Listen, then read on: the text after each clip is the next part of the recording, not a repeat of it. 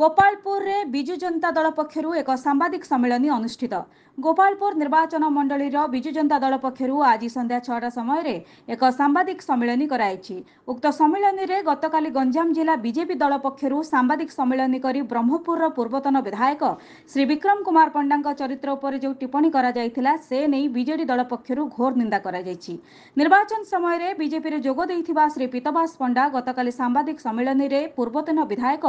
श्री विक्रम पंडा संपत्ति वृद्धि विषय में प्रश्न करी विजिलेंस तदंत पई जो भली टिप्पणी देइथिले ताहाकु बिजु जनता दल विरोध करने सहित निंदा करिछि। गोपालपुर निर्वाचन मंडलीर समस्त जनसाधारण प्रति आस्था भाजन होई लोकों सेवा करि आसुछि एवं करि चालिबो बोली दल पक्षरु गणमाध्यम रे प्रकाश कराइछि। किंतु बीजेपी दलर चिराचरित प्रथा को आपणाई तार जो निर्वाचन पूर्व एवं निर्वाचन पर जो हिंसात्मक करुछि ताहाकु बिजु जनता दल विरोध करुछि। ब्रह्मपुर पूर्वतन विधायक श्रीजुक्त विक्रम कुमार पंडा विरोध में बीजेपी दल जो आक्षेप करी कहिसेंति जे विजिलेंस तदंत करिया पई बिजु जनता दल सबु तदंत को स्वागत करुछि एवं आईन को सम्मान जनाउछि, किंतु यह बीजेपी दलर असहिष्णुतार परिचय बोली बिजु जनता दल सांबादिक सम्मेलन रे निजर प्रतिक्रिया प्रकाश करिछि।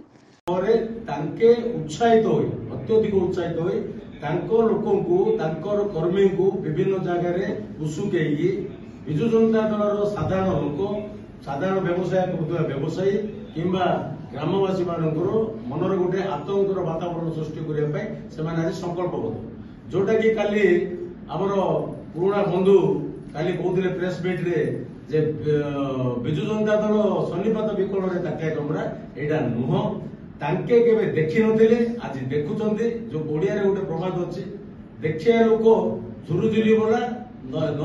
देखिया लोक देखिकी मला गत 3/7/2024 रे गोपालपुर निर्वाचन मंडली बिजु जनता दल तरफ अनुष्ठित समीक्षा बैठक में ए बाबद पुंखानुपुंख आलोचना करा जाय